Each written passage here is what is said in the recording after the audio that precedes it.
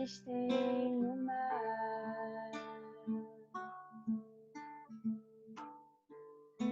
O monstro da morte consegue sozinho fazer com que barcos prefiram parar.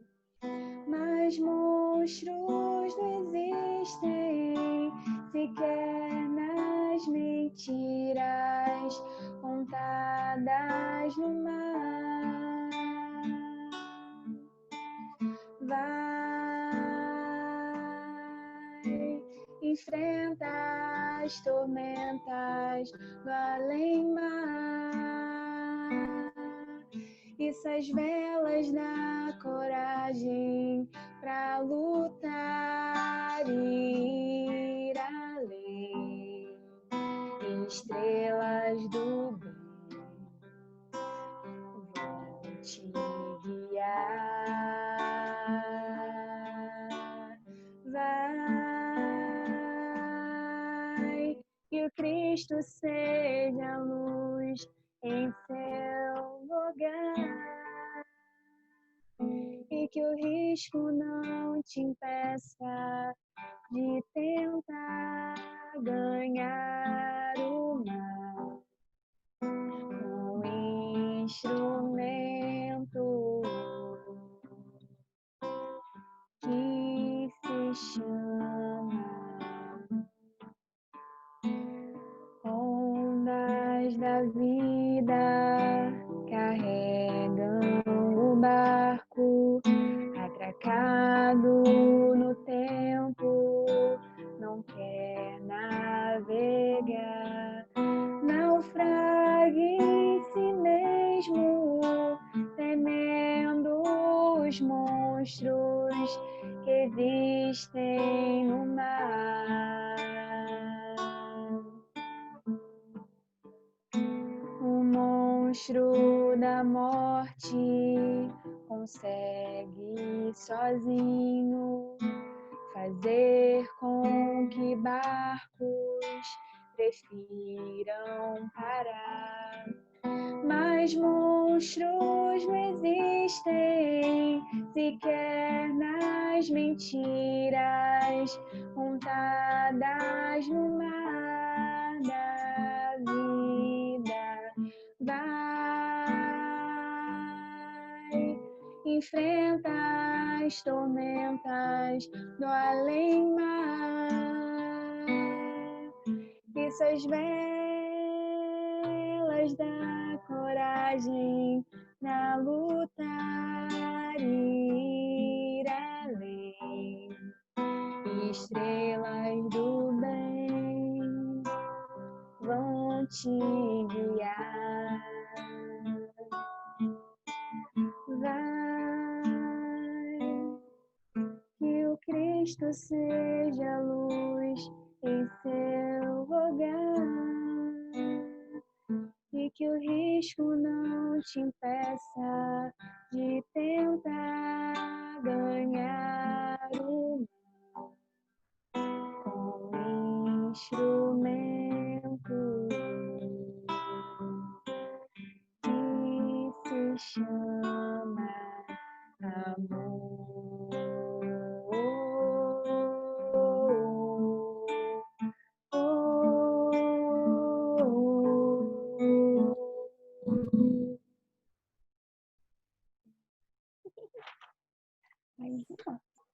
Eu acho que não dá tempo, Juju, são 2 minutinhos, para a gente não atrasar, porque a tua página é grande, o parágrafo do Evangelho hoje também é grande. Então, já vou começando, né?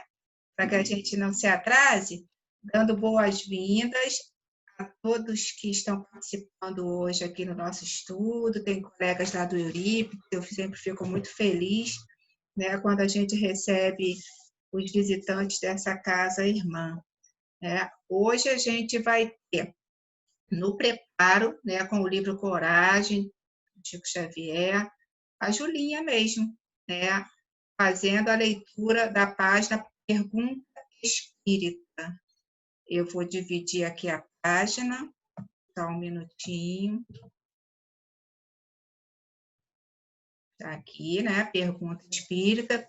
Em seguida, a gente vai ter a leitura do Evangelho segundo o Espiritismo. Nós estamos no capítulo 13, é o capítulo que tem o nome Não saiba a vossa mão esquerda o que é a vossa mão direita. Quem vai fazer a leitura e os comentários é o nosso amigo Jorge.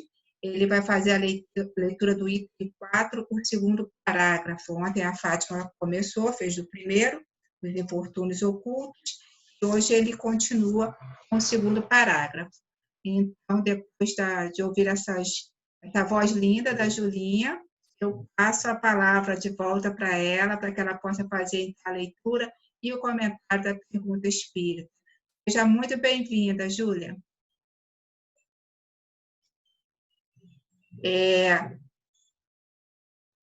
Liberei. Agora consegui. Boa noite a todos, mais uma vez. Para quem não ouviu falando no início, estou com muita saudade de alguns rostinhos aí que eu não vejo há algum tempo, né? Então, a mensagem, o título dela é Pergunta Espírita. Ela é muito interessante, vamos lá. Alegas por vezes a impossibilidade de colaborar nas tarefas espíritas, escusando-te à face das dificuldades e senões que ainda carregas. Entretanto, convenhamos, se não tens imperfeições a vencer, entre tantos milhões de criaturas humanas ainda imperfeitas, se não conheceste e nem conheces intimamente conflito algum, se não possuís problemas a resolver, se não experimentas tentações, se não atravessas de quando em quando amarguras e desenganos, se não colhes decepções, se não faceias graves provas, se não trazes o sinal dessa ou daquela fraqueza da qual te encontras presentemente na Terra em processo de cura, se não observas contigo possíveis tendências menos felizes, aquelas que nos assinalam as dívidas de existências passadas, lutando e às vezes até chorando por melhorar a ti mesmo, que será de ti na construção do bem? Referimos-nos a isso porque o espírito é chamado a fazer luz em favor de si mesmo e a benefício dos outros na seara da educação. E, se nada sofres para aprender, como poderás esclarecer e compreender, ajudar ou ensinar? A mensagem é de Albino Teixeira. E aí, a pergunta que fica é o que essa página quer dizer para a gente, né? Ela vai fazer a seguinte afirmação: para a gente não colocar as dificuldades que enfrentamos entre nós e o trabalho no bem, né? Ou seja, as dificuldades elas não devem constituir um obstáculo ao trabalho no bem. E aí ela vai explicar o porquê. Por que as dificuldades não devem ser esse empecilho, esse obstáculo? Né? Então, ela traz a reflexão dos benefícios que as dificuldades, né, e que os nossos defeitos, eles constituem justamente para que o nosso trabalho no bem seja ainda melhor. Então, ele vai falar do potencial educativo que a dor e que as dificuldades elas têm. Como assim? É como se as dores e as dificuldades elas funcionassem como um treinamento para o nosso trabalho no bem. De que forma melhor aprendermos a ajudar o outro se não conhecendo a sua dor? A gente não aconselha melhor um amigo quando a gente já passou por algum conflito? Quando algum amigo nosso chega ou quando alguém chega com algum conflito, é por isso que as pessoas mais velhas elas são tão sábias, que elas já passaram por muita dificuldade, muita coisa na vida. Então é comum que nós mais jovens, né, ou que qualquer um aqui chegue para alguém mais velho, né, com mais idade, e a gente encontre uma pessoa repleta de conselhos e experiências para dar para a gente. Por quê? Essa pessoa passou por muita coisa. Então, de que forma a gente vai trabalhar melhor no bem se não for a gente passando por dificuldades e a gente se conhecendo, né? E a gente entendendo a dor do outro. né? E aí, como esclarecer sobre algo sem conhecer, né? A gente esclarece muito melhor alguma coisa quando a gente sabe. A gente pode até ler, né, alguma coisa, ouvir falar uma história, mas quando a gente já viveu essa história, a gente faz por essa história algo muito mais significativo, né? Por exemplo, quando alguém pergunta pra gente, como é que se chega em tal lugar? Né? Como é que se chega em tal lugar? Eu posso até ver na internet, olho o caminho, mas se a gente já tiver ido nesse lugar, a gente não explica muito melhor o caminho, né? Olha, vai ter uma esquina, mas é uma esquina que não dá muito para ver a rua, então tomar cuidado, né? É uma rua que não tem um nome, então você não vai saber que o nome daquela rua é tal. Quando a gente já foi nesse lugar, quando a gente já visitou essa dor, a gente consegue aconselhar, a gente consegue ajudar de uma forma muito melhor. Né? E aí, por fim, né, não é que a gente deva sofrer, e não é que a gente deva se colocar em sofrimento. O Evangelho é bem claro em relação a isso. A gente não deve fazer com que a nossa dor piore, né? A gente não deve fazer isso. Mas essa dor, ela não é um empecilho para a gente trabalhar no bem, muito pelo contrário. Ela, na verdade, cumpre essa função de fazer com que a gente conheça a dor do outro, né? Quando a gente conhece a dor do outro, a gente se sente inspirado a ajudar. Então, quando a gente vê, né, que o outro está sofrendo, por exemplo, quem já passou fome sabe muito bem a dor que é passar fome. Então, essa pessoa ela vai olhar para uma pessoa que está passando fome com uma outra vontade, com outro sentimento, né? Com um outro ânimo. É porque ela conhece aquela dor, ela sabe como é que é. Né? Então, ele vai fazer esse convite. Não olha para essas dores, para essas dificuldades como um empecilho. Né? Leva isso como uma motivação. Não está doendo? Você não gostaria que alguém te ajudasse? Não seria legal que alguém chegasse e entendesse você? Entende o outro também, né? Não seria legal se alguém, num momento de dificuldade, chegasse e oferecesse ajuda? Oferece a tua ajuda também. Esse é o trabalho no bem. Esse é o trabalho espírita cristão, né? A gente ser um homem de bem, a gente fazer de tudo, a gente expandir o nosso amor, né? Dentro de tudo aquilo que o amor engloba, né? Que é o respeito, né? Olhar o outro com mais caridade, né? E eu acho que é esse convite que a página quer fazer para gente. Não coloca essa dificuldade como empecilho, não. Né? Se a gente não tivesse tudo isso, a gente não teria aprendido, né, tanto, a gente não teria aprendido tanto. Né? E aí, eram essas as reflexões que eu queria trazer. Muito bom, Jura. Já pensou se cada um de nós que tem problemas dissesse eu não posso trabalhar porque eu tenho problema, não haveria trabalho. Ninguém trabalharia porque todo mundo tem problema. Essa é a verdade, é isso que ele quer dizer. Muito bom. Obrigada, Julinha. Regina já levantou a mãozinha aqui. Regina? Regina, você levantou a mão? Cadê você? Espera aí. Não mexe no teu microfone, não.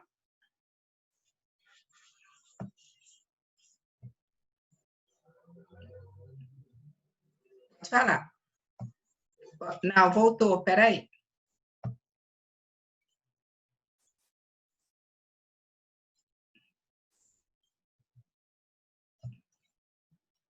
Estranho. Bom, deixa eu falar rápido. Aí, fala. Agora estamos ouvindo. Quando a gente... Qualquer coisa que a gente tem que se movimentar é sofrido. Aí a tendência é a gente se acomodar. Então, esse comodismo, às vezes, nos faz reclamar. Então, isso tudo que a Julinha falou está correto, mas é do ser humano o ser cômodo e não querer dar o primeiro passo. Era isso só que tem que falar. A Júlia falou muito bem. Perfeito. Obrigada, minha amiga. Edmeia? Está me escutando? Estou sim. Eu acho o espiritismo uma coisa muito boa, muito, muito, muito boa. porque explica muitas coisas para nós. Aí, no final, está escrito, né? Se você não sofreu, se você não... Você também não vai ligar para ajudar os outros, para coisa, porque você não vai compreender as coisas, como ela disse, a vida. Então, você me diz, aí como é pergunta espírita, quando Jesus veio à Terra, ele fazia milagres. Qualquer pessoa que chegasse perto dele, ele curava. Então, ele não dava para explicar, olha, você está passando por isso porque você tem essa coisa, você está, vamos dizer assim, devendo. Você tem que, com isso, ser lapidado, você vai ser doutrinado, você vai entender as coisas para você ficar resignado. Mas, naquela época, ninguém tinha essa mentalidade. Depois do Espiritismo, é que veio a explicação. O porquê que você nasce aleijado, nasce cego. Então, tinha que ter uma explicação. Não é? Muito bom. Então, agora a gente tem. Então, Jesus, Esclarecimento. naquela época, ele tinha que usar a linguagem da época. Né? Então, ele fazia milagre para todo mundo saber que ele era o Messias. Porque senão ninguém ia acreditar que ele fosse Messias. Ele era um profeta como outro qualquer que chegou aqui na Terra e falou umas coisas bonitas. Muito bom, né? querida. Muito Ele obrigada. falou a linguagem da época, mas Sim. hoje em dia a nossa linguagem é espírita. Perfeito. Muito obrigada, Edmeia. Roberto?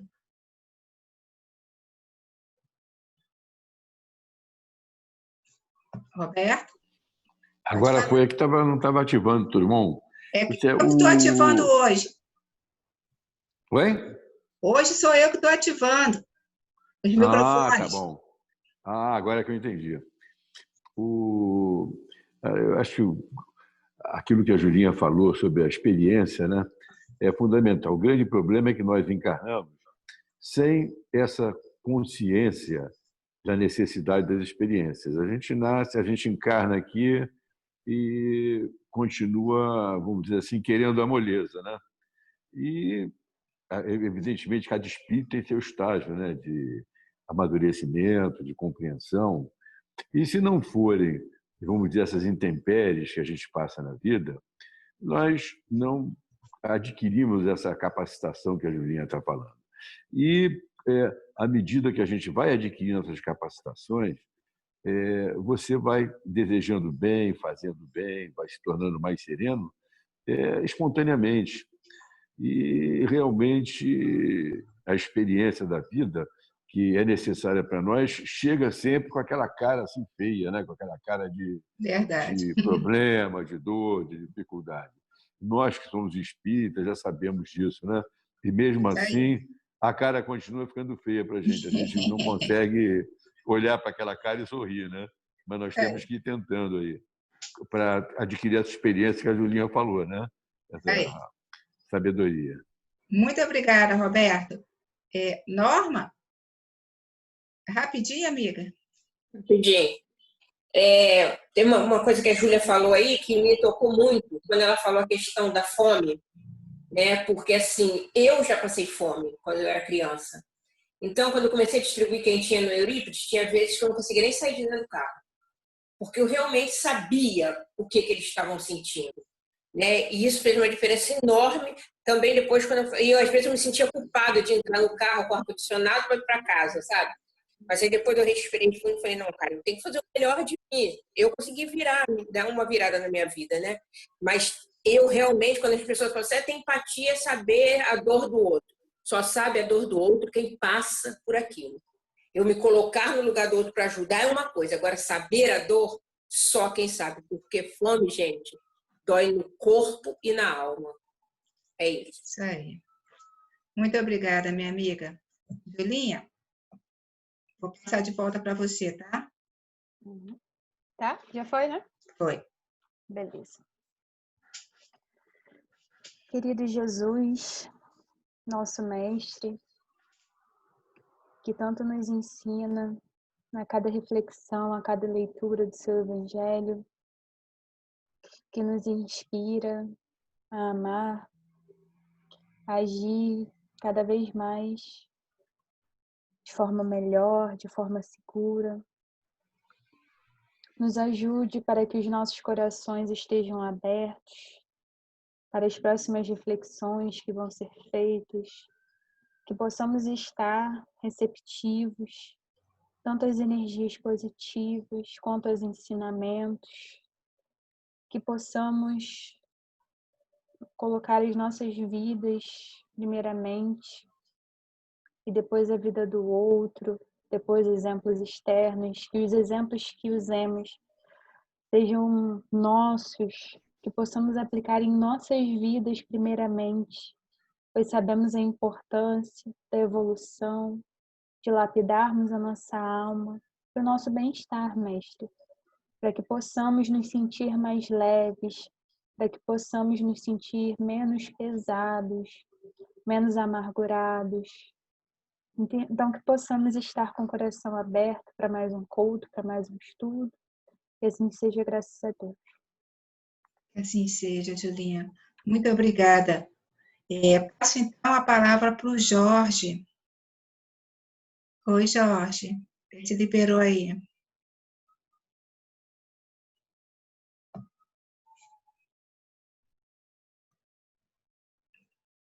Jorge? Estava aparecendo uma mensagem para eu ativar. Está me ouvindo agora? Sim, então, estamos ouvindo. Estou dando continuidade à lição de ontem. Né? Quem é esta mulher de arte distinto, de traje tão simples, embora bem cuidado, e que traz em sua companhia uma mocinha tão modestamente vestida? Entra numa casa de sórdida aparência, onde sem dúvida é conhecida, pois à entrada a saúdam respeitosamente. Onde vai ela? Sobe até a mansarda, onde jaz uma mãe de família cercada de crianças. A sua chegada refugia a alegria daqueles rostos emagrecidos. É que ela vai acalmar ali todas as dores. Traz o que necessitam, condimentado de meigas e consoladoras palavras, que fazem que os seus protegidos, que não são profissionais da mendicância, aceitem o benefício sem corar. O pai está no hospital e, quando lá permanece, a mãe não consegue, com o seu trabalho, prover as necessidades da família. Graças à Boa Senhora, aquelas pobres crianças não mais sentirão frio nem fome. Irão à escola agasalhadas e, para as menorzinhas, o leite não secará no seio que as amamenta. Se entre elas alguma adoece, não lhes repugnarão a ela. A boa dama, os cuidados materiais de que essa necessite. Dali vai ao hospital levar ao pai algum reconforto e tranquilizá-lo sobre a sorte da família. No canto da rua, uma carruagem espera, verdadeiro armazém de tudo o que destina aos seus protegidos, que lhe recebem sucessivamente a visita. Não lhes pergunta qual a crença que professam, nem quais suas opiniões, os considera como seus irmãos e filhos de Deus todos os homens. Terminado o seu giro, diz de si mesmo para consigo: comecei bem o meu dia. Qual o seu nome? Onde mora? Ninguém o sabe. Para os infelizes, é um nome que nada indica, mas é o anjo da consolação. À noite, um concerto de bênçãos se eleva em seu favor ao Pai Celestial. Católicos, judeus, protestantes, todos a bendizem. Bom, eu entendi aqui desse texto, eu acho que tem um pouco a ver com o que eu falei ontem também, quando me dei como exemplo, de que eu acredito que a caridade, a ajuda, ela vem de todos os lugares e o tempo todo. E que eles usaram, não sei se é um fato verídico ou não, usaram essa pessoa, né, que desprovida de qualquer outra coisa que não seja prestar caridade, também sem escolher para quem prestar caridade, também sem medir o esforço ou até onde ela pode ir com esse tipo de caridade. E aqui um exemplo, ela faz o bem de tantas formas diferentes a tantas pessoas, né? E parece que a vida da pessoa só está dedicada a isso, né? Parece que ela não faz outra coisa. Mas independente aqui se ela tem um tempo necessário ou não para fazer, eu acho que o mais importante aqui é o esforço de fazer. E para aqueles que recebem, não há nem assim aquele compromisso de saber o nome da pessoa, de onde ela vem, o que ela é, a origem, mas o mais importante é o bem que elas estão recebendo, no sentido aqui no sentido mais material. Se bem que em alguns momentos aqui fala sobre reconfortar as pessoas também. Então é um exemplo assim de alguém que vive com uma sacola cheia de possibilidades de ajudar o próximo, sem se identificar, sem fazer questão de receber o retorno das próprias pessoas a que ela está ajudando. E no finalzinho do texto, né, quando ela mesma reflete sobre seu dia e meio que dá assim como tivesse cumprido a sua missão, o que acontece é que lá no plano espiritual, lá no céu, aí sim vem todas aquelas boas vibrações em relação àquele dia, àquela atitude daquela pessoa. Então, acho que é mais um exemplo aqui de fazer o bem sem buscar a glória, a propaganda pessoal. É um bom exemplo aqui de que não há limites para se praticar o bem, né? Como se uma coisa estivesse encadeada na outra o tempo todo. E aqui uma sucinta, um final sucinto, dizendo que, na verdade, feliz está o plano espiritual, né? Aquele que recebeu a caridade aqui no plano material, mas o plano espiritual com a conduta, né, dessa pessoa, o pensamento dessa pessoa, os atos dessa pessoa. Eu acho que foi a Julinha que falou no final do texto dela aí que tudo é amor, né? Tudo é se dedicar ao próximo. Então, na sequência, veio esse texto aí, dando esse exemplo. E aí eu volto a dizer que são tantos os exemplos, quantas pessoas não devem fazer isso, a maior ou a menor, esse exemplo citado aqui. E quem recebe, às vezes, nem sabe de quem está recebendo, e o público, em geral, não tem a menor ideia de quantas pessoas fazem isso. E aí eu volto àquela que é a minha crença pessoal, né? Eu acho que o bem ele é muito maior do que a gente imagina, só que ele não faz propaganda. O mal, geralmente, basta um pequeno desvio, né? E aí vem mais à tona, e as pessoas preferem, muitas vezes, comentar o mal do que comentar o bem. Eu acho que é isso. Muito bom. Muito bom, Jorge. Obrigada pela tua leitura, pelas suas reflexões, e vou passar a palavra aqui, então, para o Luiz, né, Zé? Liberou aí? Liberou. Boa noite para todos. E o mais importante... Estão me ouvindo? Estamos. E o mais importante disso tudo, ela fez essa caridade sem fazer nenhum estardalhaço. E o mais importante é o ensinamento que ela tentou passar, talvez para essa jovem que foi junto com ela. Então, na verdade, ela está sedimentando também esse ato de auxílio, de repente, nessa jovem, entendeu? Ela está convidando essa jovem, está mostrando aquela jovem que todos devemos fazer o bem, a caridade ao próximo. Só isso. Muito bom. Obrigada, Zé. Passo aqui para o Fernando. Liberou aí, Fernando? Liberou. Boa noite, gente. Tudo bem? Boa noite. Realmente, a gente tenta até juntar um pouco os comentários, né? A Júlia comentou tão docemente e a gente tem essas leituras todas, né, do Chico. Infelizmente, assim, a gente também não pode generalizar. Quando a gente fala de humanidade, existem, né, 3 segmentos básicos que o irmão Jacó e o Emmanuel também colocam.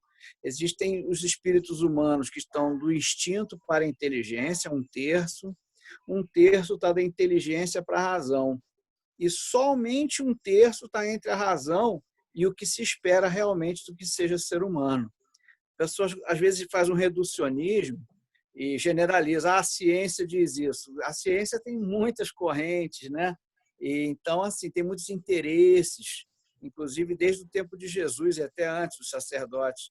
Então, assim, no livro Boa Nova, no capítulo 2, Não Sou Vendedor, né? Maria está preocupada com Jesus e Isabel também está preocupada com o precursor, né? Com João Batista. Eles são crianças e o Eleazar pressentiu que Jesus vinha para perder os homens respeitáveis do seu tempo, como hoje em dia, né? Então, assim, ele pressiona, Jesus pressiona a mãe, vem cá, você está preocupada comigo por quê? Né? Então, ele, em vez de pedir a proteção do Eleazar no templo, ele prefere trabalhar com o pai na carpintaria. Então, a gente, para ser realmente humano, temos que começar dentro de casa. Não adianta a gente se enganar, né? E, infelizmente, até, né, colocando assim uma contraposição, né, o que o Jorge falou, na Terra, meus amigos, não é verdade. O bem ainda não aparece porque não existe, simplesmente. Nós viemos de outras encarnações em que o mal predomina em nós e é realmente muito difícil a gente se libertar do mal, por isso a reencarnação. E a maior prova de que todos nós estamos falhando é a pandemia. Nós estamos presos dentro de casa e é bom que fiquemos, né, nos preservando, os que podem, porque muitos não podem. Então, a maior prova de que a gente está falhando como espécie dentro das nossas casas é que nós estamos presos dentro de casa para confrontar o nosso passado, né? E a esperança é a nossa reforma e a gente mude de agir de dentro para fora, né? E eu acho que isso já está acontecendo, graças a Deus. Muito bom, Fernando. Obrigada pelo teu comentário, pelas suas contribuições. Passo para o Evaldo, então. Liberou aí, Evaldo? Ainda não. Agora sim.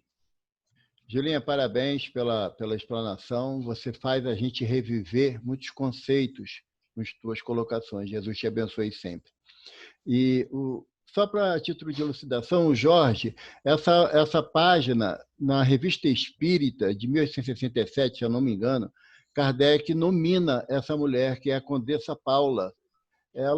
Ela com a filha, que ela inicia o trabalho da filha na caridade, como o Zé Luiz falou, e ela ainda aponta para a filha, que a filha pergunta o que ela pode dar para o necessitado.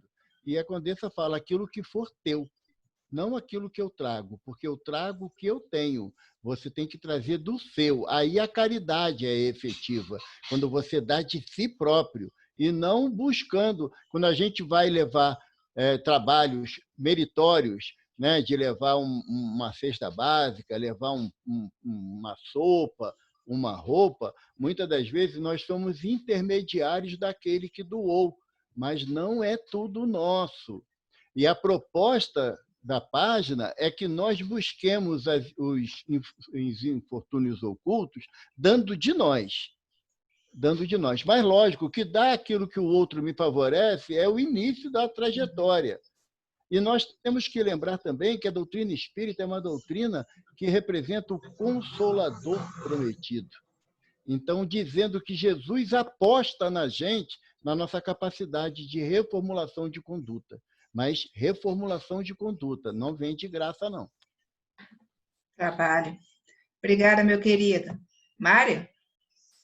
Liberou aí, Mário? Liberou. Não, olha só, eu entendo que a colocação do Jorge foi muito boa no sentido de dizer realmente o bem ele é feito, mas ele não tem publicidade. Então, muito bem que é feito por aí, a gente não sabe. Enquanto que o mal está toda hora aí, a torta é direito. E o Fernando também falou certo. Essa planeta de prova e expiação, realmente o mal predomina. O bem não predomina aqui, né? O predomina é o mal.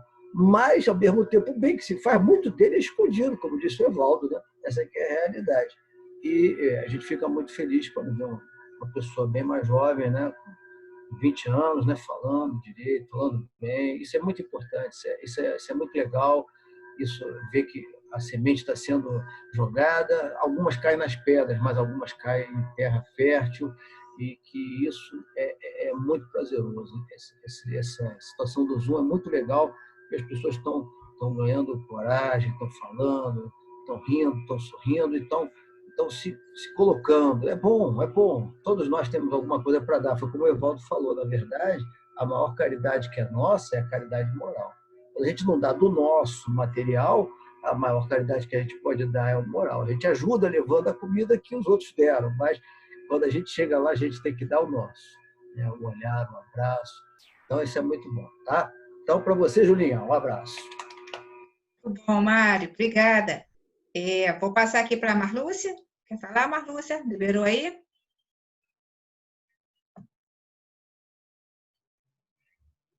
Marlúcia?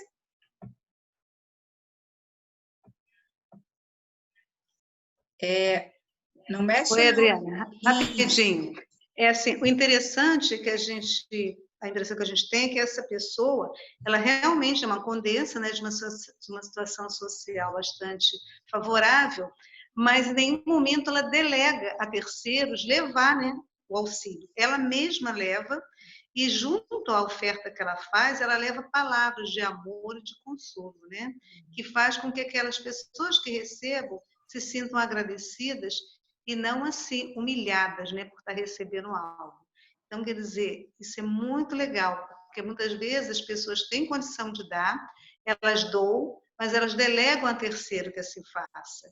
E ela não, ela mesma vai pessoalmente, ainda leva essas palavras de consolo. Muito legal. Isso aí, observação fundamental. Muito obrigada, Marlúcia. Agradeço a todos que participaram, né, com seus comentários, e vou passar a palavra de volta para a Júlia, para ela poder fazer a nossa prece final, tá bom, Júlia? Beleza.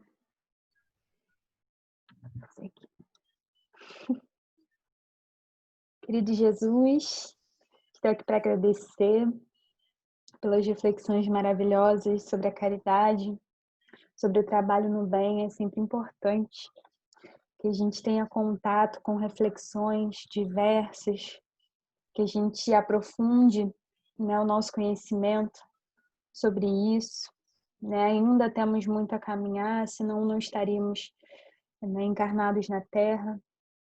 Então, que possamos criar gosto de falar em caridade, de falar em trabalho, de tentar aperfeiçoar os nossos caminhos, as nossas ações, né? Que a gente possa levar para o coração, né, cada palavra de cada amigo, cada reflexão, porque todas são muito importantes. É por isso que vivemos em sociedade, por isso que precisamos tanto um do outro, da nossa família, dos nossos amigos, das pessoas nas quais convivemos. Possamos aproveitar essa oportunidade de estarmos encarnados, possamos aproveitar todas as oportunidades, né? Inclusive as oportunidades, né, do que parece ser dor, do que parece ser sofrimento, como essa pandemia, que com certeza está trazendo a todos nós muito conhecimento, muitas reflexões, muito aprendizado, que possamos pegar essa dor e esse sofrimento e trazer ele para o nosso coração, né, como forma de bem, né, que possamos transformar essa dor, esse sofrimento em coisas boas, em educação, né, em trabalho no bem. Que assim seja, graças a Deus. Que assim seja, Julinha. Muito obrigada pelo seu estudo, pelos seus comentários, né, tão pertinentes, pelo estudo do Jorge, né, sempre tão objetivo, tão prático, e nós estamos muito gratos por todo o estudo que nós realizamos hoje a partir de vocês, tá bom?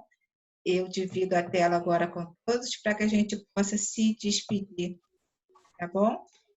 Acho que estão todos liberados agora. Beleza. Então, obrigada a todos. Tchau, tchau. Boa noite. Boa noite, pessoal. Tchau, boa noite. Boa noite, gente. Obrigado, Boa noite. né? É bom, porque parece que a gente está na Lua.